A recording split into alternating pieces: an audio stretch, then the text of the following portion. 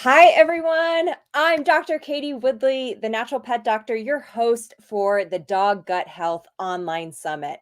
I am so excited to do our first live Q&A with all the amazing pet parents here. So as you're jumping into that chat box in the comments section, wherever you're joining us live from the Facebook group, from YouTube, make sure you say where you're from. I also want to hear about your fur family, why you're here, why you're joining the summit, because these live Q&As with me are all about you. And who here watched all of the amazing videos that were just dropped for the first day of our summit? It was incredible stuff, wasn't it? Who else got so much out of it?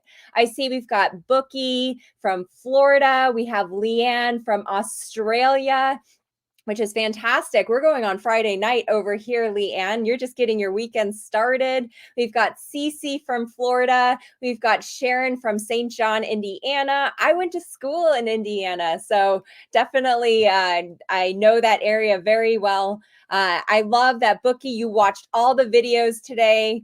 Leanne, you got through 3/4 of them. Kristen from Michigan. I was just out there not too long ago. Welcome, everyone. I am so excited to be here. And I really, really hope you found those videos really helpful, because that's the point of this summit. Is we're going to dive deep over the next few days about dog gut health, because as you learned today, if you watch those videos, if you haven't, make sure you watch them before they go away. You're going to have the replays available for the next 24, 48 hours. But as you're probably realizing, like, wow, 80% of the immune system is present in our dog's gut health. And if we're not feeding them the right food, how can we optimize their gut health? And so, if you've all got tickets to the Dog Gut Health Summit, you have a lot of free resources that came with that free ticket also. So, make sure, if you already haven't downloaded that guide, the simple guide to your dog's nutrition. I created that to give you more resources to get you started. I know there's a lot of questions about how do I formulate my dog's like diet where I'm not missing out on those nutrients. If you listen to Dr. Ava Frick's presentation, if you listen to Matt Rowe's presentation, you're like, oh my goodness, so many things can go wrong. And that resource will provide you with the tools and the education to create those own recipes that are balanced to help your dogs achieve optimal health. So if you have trouble finding those, definitely reach out to us in the Facebook community. We want to make sure you get that free guide that will provide a lot of resources. And also it has a lot of the recommendations I make for my own patients on the types of brands and the types of foods and why we should be feeding those to our dogs to optimize gut health. So definitely check those out. The biggest thing too is you may be here, you may have joined this Dog Gut Online Health Summit because maybe you're frustrated. Maybe you're not sure where to go, and they're on it. They've got that link in the comments for that guide. So make sure you hit that link and download that free guide. But, why are you here? Maybe you're frustrated. Maybe you have a dog who's sensitive to every single supplement, every diet change you make. Maybe they're on a prescription food and you've been told that's what you have to do for the rest of your pet's life. And this is where you're going to get all the tools and insight. And one of the really neat things that I'm super proud of with this summit is that the presenters, the speakers, the experts, they actually broke things down and they give you the tools and the tips, the supplements, how to use them, the diagnostic tests to find that root cause and why your dog might not be getting better. One of the things that came up today that I would love to talk more about is, who here's done a fur tissue mineral analysis test with their dog? Maybe you've never heard about it. And what's really neat about some of these tests is maybe your own vet hasn't heard about it. And now you can take it back to them and share that knowledge and that information. And you can finally get to the root cause, because I know how frustrating it is and how expensive it can be when we're guessing, right?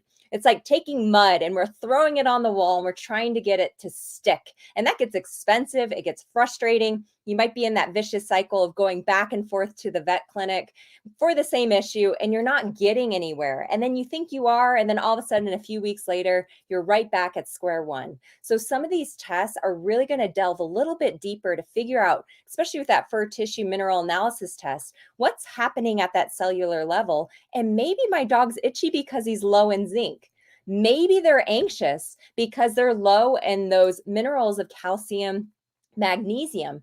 And what we need to do is we need to supplement those, even if they're on a balanced diet, because remember, your dog is an individual. So I just wanted to start a little bit with that because holy smokes, it's crazy. I know for my own patients, I'm usually a fifth or sixth opinion for a lot of my pet patients. And when we dive into some of those tools to find the root cause, the transformation is huge. And we fix that pet for life. And what a blessing, right? To be able to do that. So I'm seeing more people join us. I see Terry from Indiana.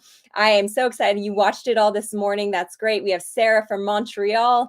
We have Cassandra from Novato, California. Lorraine from Virginia. Angelo from Staten Island, New York. I love that we have people from all over the world. Shelby from Calgary. So welcome, welcome, welcome. And I'm so excited for you to be here. Let's jump right into those questions. So if you have questions about the gut health, this is what we're talking about.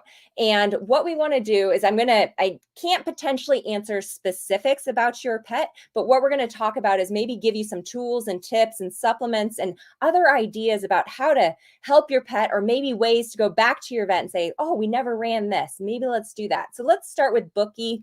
I see one of my dogs is very thin and has always been disinterested in food. Hair analysis shows that she's high in sodium, low in selenium, low in calcium and magnesium too. I love that you've already done a hair tissue test, Bookie. And from what I see from that, because I do these all the time for my patients, is well, for one, I'd have to ask, what's the diet that we're feeding? Because a lot of times, as you found out today, and you're going to find out over the next few days, a lot of our pets are on processed food diets, and that might not be the case. But what can happen, so if you're listening to this, I'm going to generalize it to help more people. If your pet's on a kibble diet, what it's doing is it's potentially increasing the inflammation in the body. It's putting extra stress on the pancreas because it's causing insulin to be pumped out to help with that high starch food that's being turned into sugar, and it potentially creates deficiencies in the body. It creates inflammation. We're using synthetic vitamins and minerals. And as you heard from Matt Rowe's talk today, those synthetic vitamins and minerals can lead to imbalances. The body doesn't register as them as well. They can actually be seen as kind of toxic. And so when I see on a fur tissue test, when we have those changes with the vitamins and minerals, 90% of dogs will have that pattern, Bookie, that your dog is displaying, where they have a high sodium, they have low calcium, low magnesium, and a lot of times they actually have low potassium. What that shows us is that they're stuck in this stress response, and they're stuck in that sympathetic nervous system state that Dr. Ava Frick talked about in the first lecture when she was talking about the autonomic nervous system, where we have sympathetic, parasympathetic, and the enteric nervous system that make up how we function. And if your dog's constantly pushing that 911 button every single day, maybe the environment's stressful, maybe they're being exposed to environmental toxins, that's where those fur tests can also show us, is there a heavy metal burden that's taxing the immune system? So that's where we tend to look at, okay, we know calcium and magnesium is off. Let's supplement, let's fill in those gaps. And everything that's low doesn't mean that you should always supplement, right? As Matt Rowe talked about, we have symbiotic relationships with those trace minerals. And so especially he referred to the copper and the zinc. And if copper is low, zinc can be overcompensating. So it doesn't necessarily mean that we want to supplement, because they may be doing that because there's a heavy metal. But when we start giving the body what it needs through the right supplementation, then what happens is those heavy metals can't bind. I have found on every single test I've run for my patients with their fur tissue tests that they actually all have heavy metals. We live in a toxic world, unfortunately. And so that's where the power of that is. I would say if your pets are testing positive for heavy metals, definitely ask your veterinarian what you should do. But there's a lot of simple things we can use where we're using food as medicine. So adding in your cilantro. So this is where we can use natural foods that are natural detoxification supplements, and it's going to help bind to those heavy metals. It's going to chelate it out of the body. We can also use things like milk thistle. So Animal Essentials has a lot of great glycerin tinctures. In the next few days, you're going to hear from Greg Tilford from Animal Essentials. And what we want to do is we want to optimize those detox pathways, the kidney, the liver, the GI tract, because that's where all the toxins are going to come out. That's where those heavy metals are going to bind and then be excreted out of the body. So that's where Bookie, I'd go back and talk to your veterinarian if you had that run through a vet and ask, like, okay, we know that these are off. My pet is stuck in a sympathetic nervous system state, and there's adrenal stress. And that's where we can use desiccated adrenal glands. Standard Process is a great supplement company where you can use canine adrenal support. You can use canine whole body support, where we're using whole food and we're using desiccated organs to support the body in a natural way. So I hope that helps a little bit, but that's where I'd start looking at how do we calm down an overactive immune system that's stressing adrenal glands, support the hormone health. So starting something like Standard Process. If you have questions on where to access that, just send me a message. I'm in the Facebook group. You can also find me at The Natural Pet Doctor. You can send me an email at info@thenaturalpetdoctor.com too if you want to access some of those Standard Process supplements too. But that's where I start. How can we use food as medicine, fill in those gaps, detox the body, get heavy metals out? And a lot of times the problems that we're seeing, allergies, colitis, diarrhea, constipation, itchiness, they disappear. So I hope that helped. All right, let's jump into the next one because I know there's a lot of questions. All right, Shelby. My dog has a chicken allergy, I believe. She goes back and forth between solid and loose stool, and I think she has a yeast issue. She also goes back and forth with a noisy stomach. I have her on raw hypoallergenic diet and dehydrated. I have a suspicion that she may have IBS. She definitely has inflammation. I'm at a loss as what to do. Any ideas? I'm now looking at a holistic veterinarian. All right, great, Shelby. This is a frustrating thing, and I can feel the frustration in that, because a lot of other pet parents, and probably quite a few here, are going through a similar situation. And this is where there's a lot of diagnostic tests that we can do. And one of our amazing speakers that's coming up is Dr. Jean Dodds, and she's going to be talking about a Nutrascan test. And when we look at our pets, and I don't know the history with like what foods they were on, the transition period, but a lot of times pet parents will say, my pet's allergic to chicken, and they're still feeding a processed food diet. Now, here's the thing. Chicken in a kibble food or a processed food, so it's heated at a high temperature, so it's cooked at a really high temperature, it's going to change the way that that protein is shown to the body versus, say, for me to go to the store and buy chicken and cook it, very different, or to feed raw chicken. And research studies have actually shown that pets that have a chicken sensitivity from a dry food actually don't respond negatively to a raw food chicken. But what can make the process easier rather than guessing is doing that Nutrascan food sensitivity test. And I have a lot of free resources on my YouTube channel. So Dr. Katie Woodley, the Natural Pet Doctor, an entire series on allergies. What is an allergy? What is a food sensitivity? What is the difference? How to test? What do those symptoms mean? So definitely check that out too. But essentially, a lot of people and a lot of veterinarians assume that a food allergy is the same as a food sensitivity, and it's not. The body is being stimulated very differently. And so with a food sensitivity, which is much more common, that can occur with what we call leaky gut syndrome. And Dr. Barbara talked a lot about leaky gut. So make sure, if you haven't checked out her talk from today, go back and watch that, because I would say probably 99% of people and pets actually have leaky gut. And so what happens is We're being constantly bombarded by toxins in the food, glyphosate, so that's like Roundup, pesticides, heavy metals, things in the water. We're putting topical flea and tick repellents on our pets, and it's causing inflammation in the GI lining. And that GI lining is very sensitive. It is one cell thick and it's formed tight junctions. So we call them enterocytes, and they should be nice and tight. And what happens when they're exposed to things that cause inflammation, those tight junctions start separating and you start seeing those little spaces. And now all of a sudden, what happens is your dog eats its meal. And even if you're feeding really good quality food, what happens is that food, bacteria, toxins will pass through that leaky gut, through those little holes into the bloodstream. And then the body goes, whoa, that's abnormal. And it mounts an immune response. And we see things like it causes inflammation. We see skin inflammation, itchy paws, itchy ears. We can see anal gland issues, recurring anal gland problems. We can see, a gurgly stomach, like you mentioned. And these are all things that where Shelby, they all play a part. And so we know that your dog has a leaky gut based on what you're saying, back and forth between solid and loose stools, possibly a yeast issue. And this is where that Nutrascan test will check and it'll look at certain immunoglobulins. So that's part of the immune system.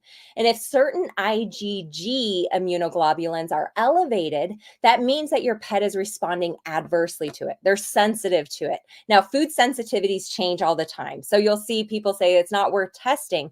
But if you're in a condition where you're currently at, Shelby, it can speed up the process because the alternative is an 8-week food trial where we're using one single protein, very limited diet. And it sounds like you're already doing that potentially.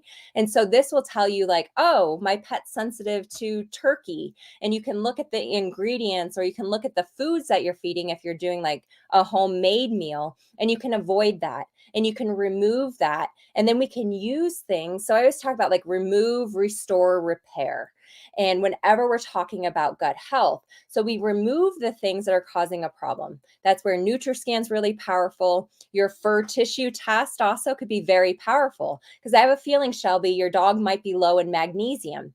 Magnesium is essential. And a lot of times what we find is when it's low, we find that pets alternate between constipation and loose stool. So then what we've done now is we've actually looked at the cellular health rather than guessing, and we can supplement to fill in those gaps and restore homeostasis. And then we can look at the Nutrascan test from HemoPet, and we can actually see like, okay, let's avoid this food. Let's remove maybe heavy toxins, supplement for those vitamins and minerals. And now what we do is we start restoring with those prebiotics and probiotics, digestive enzymes to help break down the food, give the gut, give the pancreas a break, and we repair the gut lining using supplements like aloe, licorice root, using a lot of the things we talked about last night when we had our panel with Dr. Nick Thompson, Dr. Katie Congas, and Dr. Susan Bohr, where we gave our top tips for diarrhea, where we can use slippery elm, we can use marshmallow root, we can use licorice root, we can use things to help calm down that inflamed gut lining. And then while we're avoiding the things that were causing the irritation, it allows the gut to heal. So I find for a lot of dogs that have irritable bowel syndrome, they tend to be anxious. We tend to find that they are off with their cellular health. The vitamins and minerals are off. And we actually call calcium and magnesium the tranquilizing minerals because we have this gut brain axis. And when gut health is off, we see anxiety. But when we actually realize that calcium and magnesium are low and we supplement it, a lot of times anxiety melts away. That is how powerful it is. Imagine like removing all of this back and forth, back to the vet clinic, buying all the supplements, trying all the different foods. And all of a sudden, just because we supplemented the things that were off in the body and regained homeostasis, now your pet is fixed. So I definitely take a look at both of those tests, Shelby.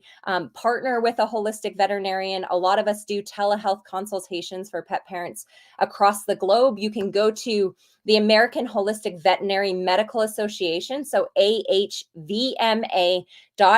I'll have Mitch type that into the chat box so that every pet parent has that resource, because there's a lot of us that do telehealth because there are not enough of us holistic vets out there to help all the pet parents that need our help. So definitely check out some of those resources. I hope that helped. Mitch, I'm ready for the next question.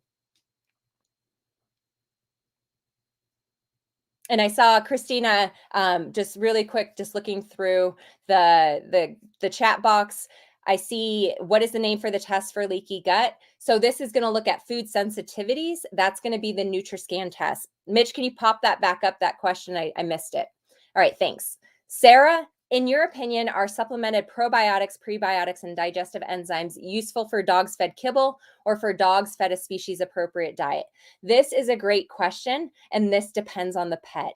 But for every single dog here that is on a kibble diet, we know that it's harder for them to digest. So if you have to feed a kibble diet, for one, you're going to get a lot of tips on how to optimize that kibble to get in more nutrients and to help your pets. But 100% prebiotics are the things that feed the beneficial bacteria. So we have this entire system. You're going to hear everyone talk about it because we're talking about gut health. But the microbiome, it's essentially like the ecosystem in our bodies. It houses 80% of the immune system. And it's this fine balance of trillions of different types of bacteria, protozoa, viruses, and they should all be living harmoniously together, working together to produce optimal health and maintain homeostasis and balance in the body. But what can happen is when we start feeding processed food, and if you think about yourself, if we were to eat Cheerios every day that are fortified with synthetic vitamins and minerals, we know Cheerios are made from a lot of grain products that are sprayed with pesticides like glyphosate, which is Roundup. So there's a lot of chemicals going into our body. Those chemicals actually affect the microbiome. They actually work on certain pathways and actually kill off the good bacteria. That's the downside, right? And the thing is there's a lot of research going on with the microbiome. So if we have to feed a diet that's processed like kibble because of budget, because of time, whatever the reasons are, there's plenty of people there and there's never any judgment. We can optimize the body, we can support the body by helping with prebiotics to feed the good bacteria, give them a food source. We can use probiotics that either have a prebiotic added into it. So those are going to be things like inulin, chicory root, your fructooligosaccharides. So you'll see like FOS, you'll see that on the label. And we have an entire talk by the amazing Dr. Tori on, or I don't know if it's Tori. Dr. Neely, sorry. There's just so many amazing talks, but with Dr. Neely on prebiotics and probiotics. So definitely check that talk out in the next few days, because she's going to talk about what we're looking for, what we're looking at, what are good brands, what are good supplements, because supplements are highly unregulated. So definitely check out those talks to get those good resources so you're not throwing away money. But when I look for probiotics, I'm looking for broad spectrum. What that means is we have multiple strains. A lot of times we're seeing lactobacillus, bifidobacterium. If you have a dog that has a sensitive gut, listen up. So they're gassy, they're really sensitive, they get diarrhea if you change anything. This is where I tend to use bacillus probiotics, so spore-based probiotics, or I use your beneficial yeast, so your Saccharomyces boulardii. The reason why is that it passes through the small intestine and it gets into the large intestine. And so if we have like a small intestinal bacterial overgrowth, what we call SIBO, so you can actually you can ask your vet to run a GI panel. They send it to, I think it's Texas A&M, and it tests for folate, cobalamin, it tests for B12 levels, and you can get an idea if your pet has a small intestinal bacterial overgrowth. But if you find that a probiotic affects your pet adversely and causes diarrhea, that's where bacillus. So that's where Nick last night was talking about phytospore, or Jarrow is a human brand that has the Saccharomyces boulardii. Those are great supplements because they'll pass right through that mess and they won't add fuel onto the fire that's kind of there.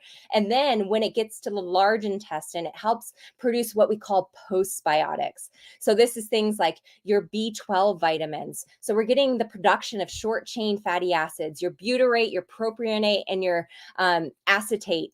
And those are going to help support the GI lining. It's going to help, it's naturally anti-inflammatory. So if your pet has leaky gut, it's going to help heal and repair and restore that GI lining. And it's going to naturally produce digestive enzymes. So 100% make sure you're using good quality prebiotics, probiotics, and those digestive enzymes to help break down that processed food. So it's breaking down the proteins, fats, and carbs. A common one that's out there that you can find online in a lot of like pet stores is Optigest. Been around for a long time. I find it works pretty well for a lot of pets. RX Vitamins is another great brand that I use all of the time. So definitely 100%. Now, if you have a pet, as you can see, there's a lot of pet parents here who are feeding a species appropriate diet and they're still having issues. We're still seeing a sensitive GI tract. This is where we can add in those supplements to help take off some of the stress, because if you're here and you've been on this holistic journey for a while, you know that it's not like conventional medicine, Western medicine. Western medicine can work really fast. And we talked about this last night in our panel discussion where we can use metronidazole, right? So that's the drug, like your dog has diarrhea, you go in and your vet's like, oh my gosh, like let's just do metronidazole, and you get an antibiotic and you start giving it and the diarrhea goes away within like 12, 24 hours. Here's the problem with that. It kills everything. And so there's studies that actually show us that one dose of metronidazole will actually wipe out the microbiome for at least 6 to even up to a year and a half. That is crazy. So we can use things like slippery elm, the probiotics, the prebiotics, and things like that to help calm things down. But this is where, if you have a pet that's sensitive, get ready for the long road, because Rome wasn't built in a day, right? That saying applies to when we apply holistic medicine principles. We're looking at the root cause and how to fix that root cause, and it takes time. So keep that in mind. And it's always kind of like a roller coaster. And yes, Erica, can I use digestive enzymes every day? 100%. As your pets get older, they tend to lose the ability to make their own digestive enzymes. And especially if they're on a processed food diet, adding that in can make a huge difference to them. And it just makes it easier for them to digest their food. So they're absorbing those nutrients and hopefully not becoming deficient or having excesses in anything. So definitely check that out. And yes, I love that they're commenting. We're going to be doing a dog gut health challenge with recipes, the supplements, and how to rebuild your dog's gut health. So stay tuned for that, because it's going to be incredible. And it's over a longer period of time because it's very difficult over 4 days. It can be very overwhelming with the amount of information. So we'll be breaking that down and working through that. And I'm really, really, really excited. And CC, I'm seeing people like, you're using a lot of words. Don't worry, you can rewatch this. And also, if you go to thenaturalpetdoctor.com, I have a blog post and a video on probiotics and a lot of the brands that I love and use. So a lot of the things I'm saying are on our blogs. We create a lot of free content for amazing pet parents like you. So definitely check that out, thenaturalpetdoctor.com. I see a comment by Jamie about raw goat milk kefir. Those are great sources, natural food sources of digestive enzymes, providing good species appropriate nutrition. You can use things like fermented foods. I believe we talked about that last night on the panel. So using a little bit of sauerkraut, that's going to help provide good beneficial bacteria. There's a lot of companies that are coming out. Juju Greens they're fermented greens. They don't say it's fermented, but through the process of making it, it's actually fermented. So there's a lot of different products that we can add in to help them. All right, Mitch, next question. All right, Marge, my dog has had an impacted anal gland twice. She's on a raw food diet. Vet said if it continues to be a problem, I might consider having them removed. That is something. So Marge, yes, unfortunately, a lot of pets have anal gland issues. And I'm not sure if you watched Dr. Peter Tobias's talk today. If you haven't, rewatch it because he talks about chiropractic care. Now, here's the thing with anal glands. Anal glands are a symptom of a bigger problem. And a lot of times it comes down to either a food sensitivity, even if they're on a raw food diet. If we have leaky gut, your pet could be reacting to even these species appropriate foods. And so that's where Nutrascan test can be powerful. Diving into those fur tissue tests and looking at those can help identify maybe there's something off and it's affecting the way the nerves innervate the anal glands. Or, as food's passing through, those anal glands sit right there. And as stool passes through, there's going to be proteins in that. And if your pet's sensitive to certain types of proteins, so maybe they're sensitive to chicken, which is a common one, maybe they're sensitive to beef, those openings to the anal glands are tiny.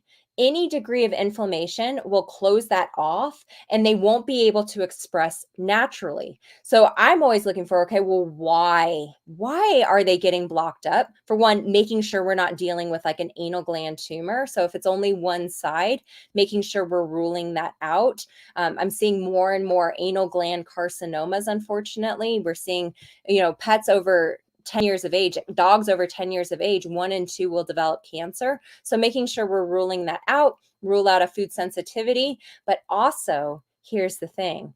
Chiropractic is going to help, like chiropractic adjustments are going to help rebalance the nervous system. So what can happen is as our dogs are going about living their best lives, playing frisbee, running, twisting, turning, jumping off beds, jumping into cars, living their lives, right? They can tweak their backs, and that back is where all the nerves innervate into the gut and they innervate the anal glands. And I have patients where I'm like, start with chiropractic because a quick adjustment may actually alleviate that problem. So if you haven't been able to do a chiropractic treatment or you just didn't know, start with that. I also use a lot of acupuncture with my patients. That works on the nerves too, helps reduce inflammation. We can optimize the immune system with certain points.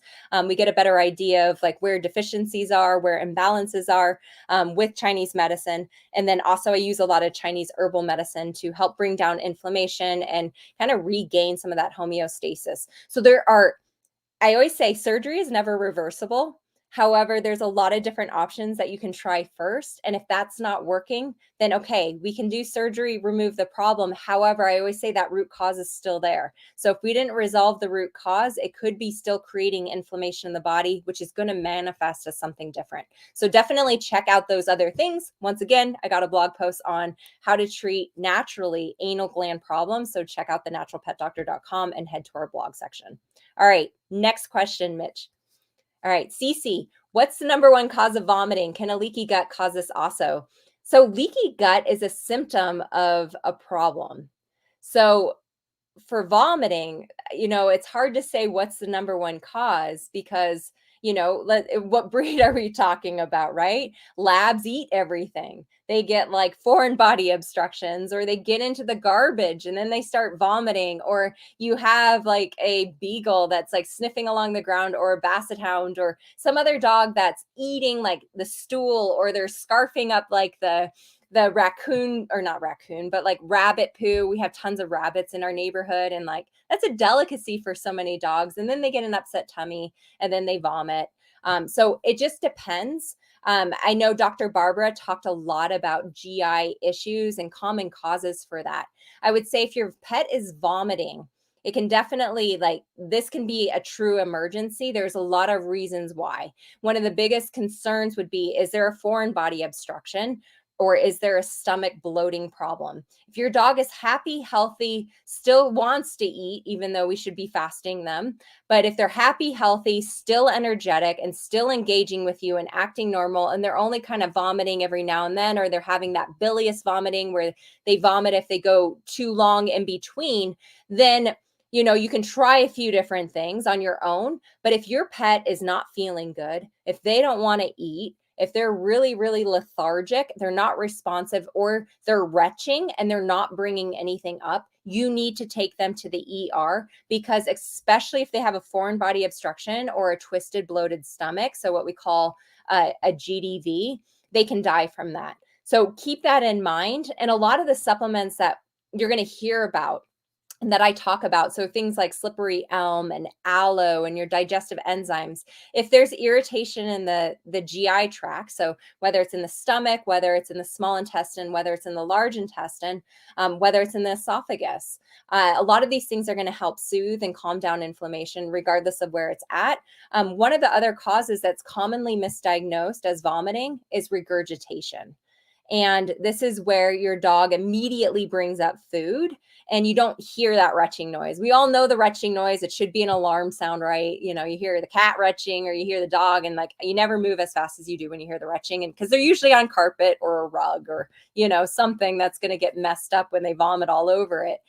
But if you feed your dog and then all of a sudden they just go bleh, and it comes back out and it's not processed, like it's not broken down at all or digested, this is something where you need to think about mega esophagus. That's where the esophagus gets big and distended, and that food actually just sits there rather than getting into the stomach. And that can be a nerve problem like myasthenia gravis. It can be a thyroid issue. So those are some of the tests that you need to have your veterinarian run, and it's typically diagnosed with an x-ray.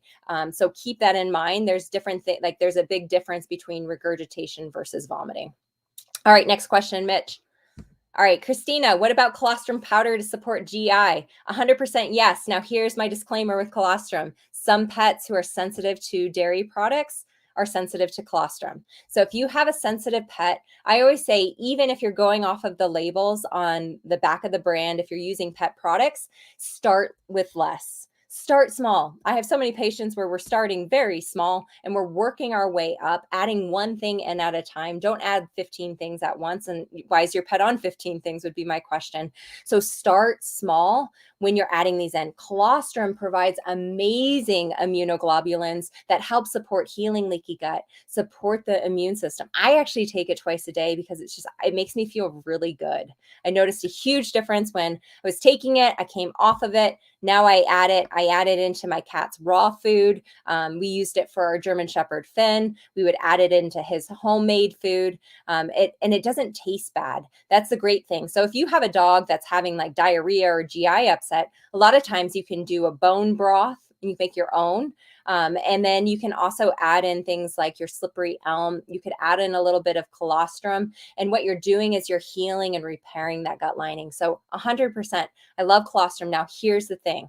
Make sure that they're making, like, it's sustainable. So they're, make sure like the baby calf is getting like the colostrum. They're not just like removing the calf from that, and also make sure they're testing it. So you always want organic, and if ideally grass fed, and it's being tested for the immunoglobulins. There are a lot of really poor quality supplements out there, and you can waste a ton of money, especially on colostrum. I pay a lot of money for my colostrum, but I know it's tested and it's super high quality. The brand I use is Sovereign, and they actually have a pet product. I use just the human brand for both, because as you know, a lot of times when you add pet to it, it gets more expensive. So it's the exact same thing. So you can use the human one or the pet product that they have, same difference. All right, next question.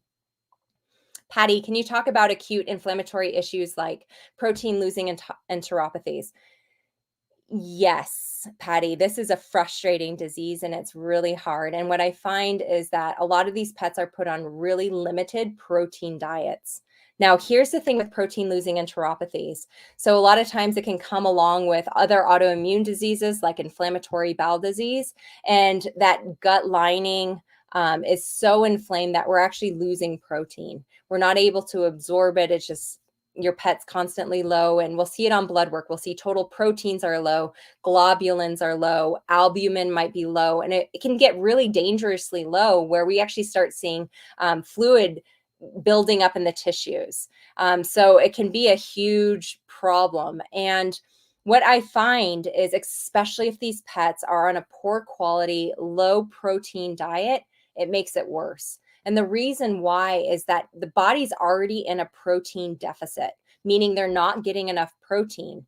And so what we can do, and this is what I do with my own patients, is we use more biologically available proteins and we use fresh food diets. So I'm typically doing like homemade diets with these patients where we're using things like eggs. I know Matt, when I rewatched his video today, he was like, everyone give eggs to your pets. And, this is one of the things. It's the most biologically available protein. I use it all the time for my kidney disease patients because, once again, they're supposed to be on a low protein diet, but they need protein or they go into protein deficit, and we see them break down muscle, puts more pressure on the kidneys.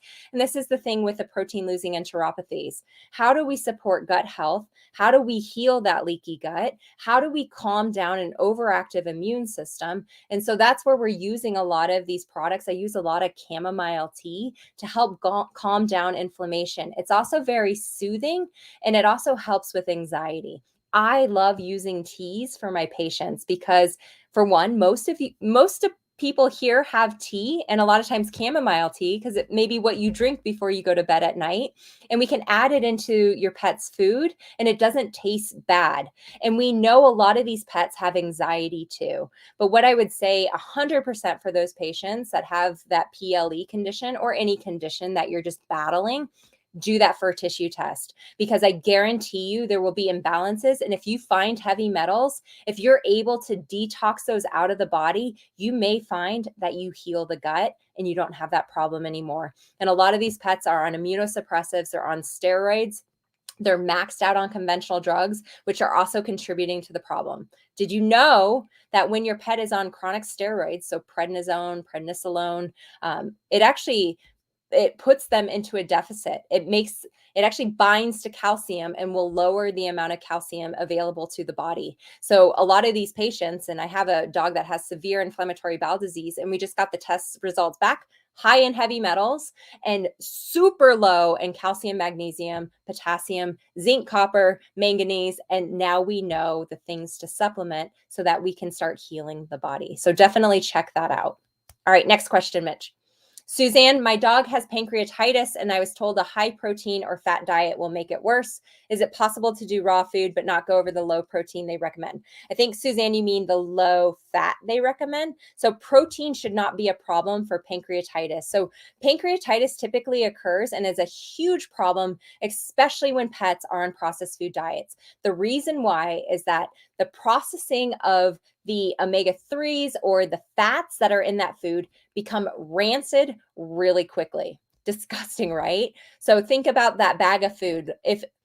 And I don't know if anyone actually talks about this, but if you're getting kibble, have you ever had a bag where you open it up and you're like, ooh, that smells really not normal?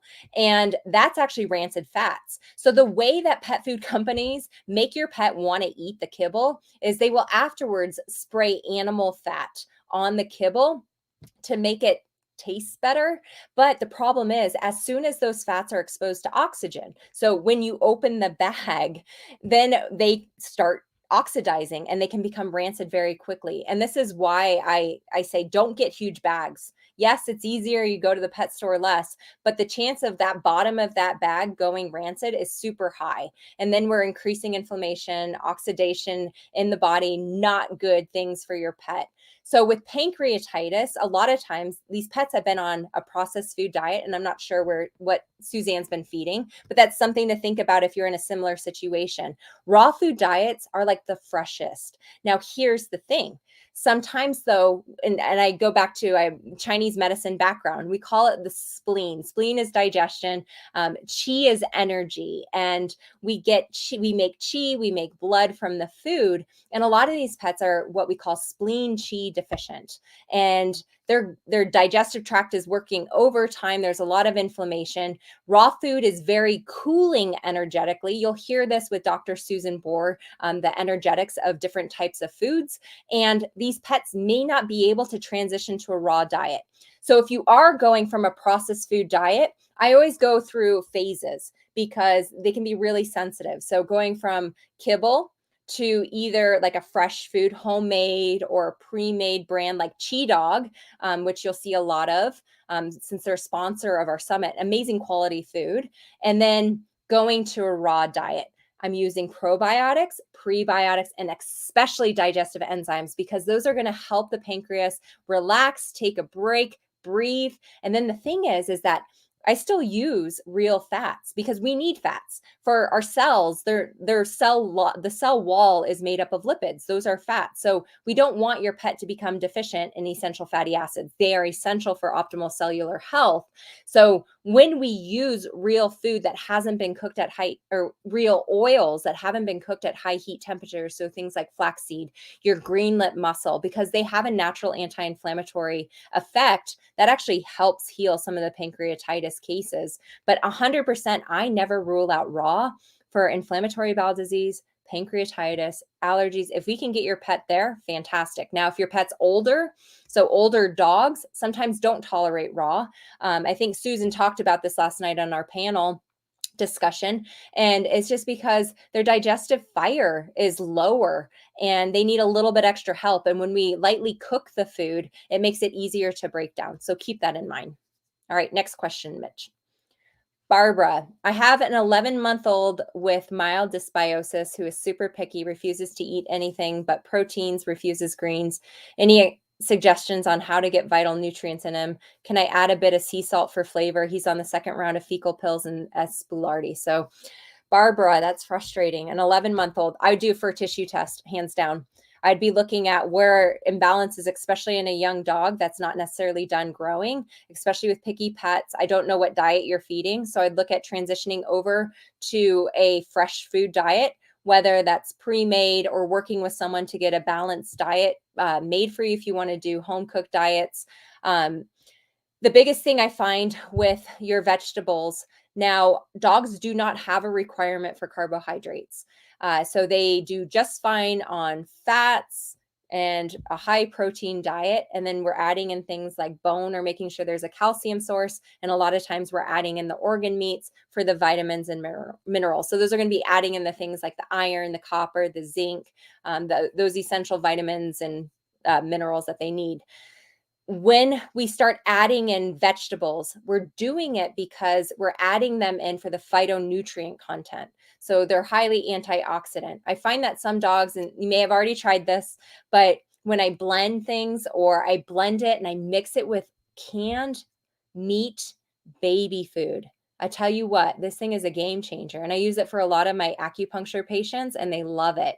But a lot of times, if we're mixing something that they really like, so you mentioned they like proteins. So get some canned meat baby food. It's stinky. Make sure there's not like onion powder. I tend to use just the meat and the water. If you can get organic, fantastic. But mix that in with a blend, like a little bit of like a green powder. So adding in like chlorella, adding in your spirulina. There's a brand by Dr. Mercola that's called Spiria Green, and it's spirulina. I use it in my cat. My cat eats it, and I just grind up it comes in a tablet, and I grind it up, and I just mix it into his raw food. And I was shocked. I was so shocked. Like I was like, there's no way my cat's going to eat this. And he doesn't mind it at all. So that might be a way to sneak in some of these extra really high rich phytonutrients without having to like put a lot of bulk into that diet. So maybe try a few of those things. And then I would definitely take a look at doing that for a tissue test. And I don't know the full history with like what diets you've tried and what diet they're on. So I can't really comment on that, but those would be a couple suggestions to try. All right, next question. Leanne, when dogs scarf wildlife poo, does that work like a probiotic? Are they getting like a gut microbe transplant from that poo? Is that why it's so attractive? Yes and no. So it depends. And sometimes we see like their gut gets upset. Also, what is that wildlife being exposed to? So when I think about rabbit poop, this is what like stresses me out. So a lot of you may not know my backstory. And so I found holistic medicine years ago when my husband developed an autoimmune disease. Specific is ulcerative colitis. So like I have a strong passion for gut health. And we were told there's nothing more you can do. And he would have to go on strong immunosuppressives. They don't really work that well. And they have a lot of really bad side effects like death. And so I was like, I don't like this idea. And we started researching and we found this entire world of medicine. And I was a new grad at that time. And I thought, why am I not doing this for my pet patients? And that's when I went down this path, which has been incredibly rewarding and amazing. and given me so many other options. Now, here's the thing. Fast forward a couple years after I started implementing this, my amazing soul pup Finn, my German Shepherd, developed a brain tumor, started having seizures. And one of the things that I always think about is that he developed cancer, and there's different things that can cause cancer, right? It's not always the food, it's not always the environment. Typically 10% genetics lead to cancer. So it is a lot of other factors. And when we move to where we're currently at in northern Colorado, they spray a ton of pesticides. And I didn't do a good enough job detoxing him. I didn't realize. And I feel like that played a big part. So going back to the poo question, which seems completely unrelated, but I promise it's related.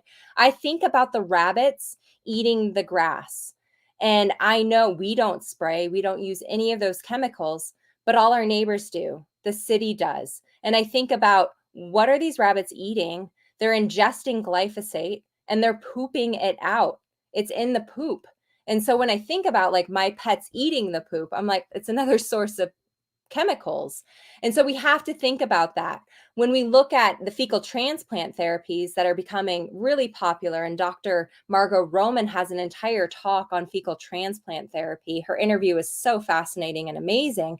She's actually created a set of pets that haven't been exposed to your vaccines, that haven't been exposed to antibiotics, that like super clean. And so she's taken their poop, and that's what we give pets to help re-inoculate with the good bacteria. So I would hesitate to let pets, if you can, and that's where I also use a lot of detoxing, where that Spirit Green product is a great detox that you can use to help support them, because we can't control everything, right? I can't control the rabbits eating my neighbor's grass that's sprayed with glyphosate. That's an unrealistic expectation, but I can wipe down my pet's paws after they go for a walk. I can detox them regularly. I can feed them, the best food that I can for my lifestyle and my budget. And we can be more aware of what's going on there. So, it can be a sign, but also some dogs just really like the taste of it. If they are constantly eating their poop, or you have a pet eating soil and going out and constantly digging up and eating soil, that can definitely be a mineral problem. And that's where I would do that fur tissue test. Okay, couple more questions. Jana, does good poop mean good gut health, or can there still be issues even with good poop consistency? I love this question because it actually came up with one of my clients the other day. This is the dog that has inflammatory bowel disease, doesn't do well with fresh food diets, gets softer stool, goes back on kibble, and the stool is normal. Except for, I know this dog's cellular health because I have a fur tissue test now. And based on that, I can answer 100%. Solid stool doesn't mean everything is okay. Now we can get a better idea. This is where I love preventative. So solid stool is always the goal. That means we have the right fiber. They're not getting loose stool. They're absorbing things. There's not excess water. That's always what we strive for. Nick, I can't remember what he called his poop scale, but he had all sorts of like different foods for the different types of poop and all sorts of fun things. But having solid poop is very important. However, this is where doing some of these tests, like on an annual basis, because then because I look at my own pets and I also look at my patients, and it's like, you're fine, you're fine, you're fine. Bam, you have cancer. And you're like, where did that come from? Whereas if we were checking cellular health on like every single year, like we're just, clipping some hair off and sending it into a lab. And that's part of our annual like blood work and our annual wellness visit. And we go, oh, look, the calcium's a little bit off. We know that pets that have cancer tend to have issues with calcium. We know that pets with allergies tend to have issues with like zinc. And so if we're identifying that before a symptom occurs, you can fix it before it becomes a problem.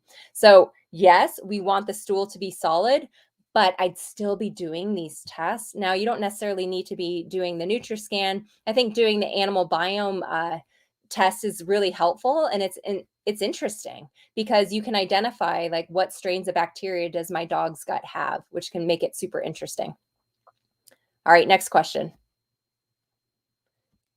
Shelby, are there any mushrooms to help with gut issues? I love medicinal mushrooms. I actually did an entire talk on YouTube about it. So definitely check that out once again. And medicinal mushrooms are really interesting because personally too, with my husband and like gut health issues, it's fascinating to see. Sometimes it's not so fascinating, but we can see like how his autoimmune condition, and he's doing great, but it'll respond to certain foods. And this is where we do have to be a little bit careful. So a lot of people like read about turkey tail, or your Coriolis is the actual name for the turkey tail mushroom, and anti-cancer, you're treating hemangiosarcomas, we're getting longer remission times. And so everyone puts their pets on turkey tail. Now, the thing is there's a lot of different mushrooms, and just like probiotics, I believe variety is key to optimal health and homeostasis. And so we can rotate in things like shiitake, reishi, which is the mushroom of immortality. We can use your Coriolis. We can use cordyceps, which is really good for lung health. So take that right now, everyone, for yourself. And also, the one mushroom that I find has a lot of research and also doesn't necessarily flare up if your pet has a sensitive GI tract and doesn't have an autoimmune condition is the chaga mushroom. So CHAGA. So chaga mushroom, one of the brands that I really love that grows the mushrooms well, which is very important. We're looking for mushrooms that are typically grown on wood, not on grain. And the reason why is so we have a fruiting body, and so that's like what we eat. If you go to the store and get button mushrooms, you're eating the fruiting body. And then we have this mycelium, and the mycelium is what spreads through the soil, interacts with other plants, like a really cool organism. And uh, the mycelium is what's growing on the substrate. And depending on what we're growing it on, if we grow it on things like grains, what we find is that the carbohydrate content is higher in that mushroom. So if you're treating things like cancer, we don't want that. Carbs turn into sugar, sugar feeds cancer cells. Our pets have no requirements for carbs. We want higher protein diets that's more species appropriate. So ensure that the brand is testing for beta glucans, which are the beneficial properties of the mushroom, and also that they are indicating where they're grown, and also that they're testing for heavy metals. So Real Mushrooms is a human brand, but they have like different varieties. They have mixes, but they also have one for separate species alone. So the chaga mushroom would be one that you could use, especially if your pet has a sensitivity and has GI issues. And start small, start really small, just to make sure that they don't get loose stool. All right. I think this will take one or two questions depending on how long it takes. Jennifer, when can hair tests be done? If a dog has been on antibiotics and ill from that, should the test wait? 100% no. You can do it now. What's beautiful about hair tests is that it's the last 3 months. So it's not like the animal biome test where you need to wait for them to be off of antibiotics because it's going to change everything.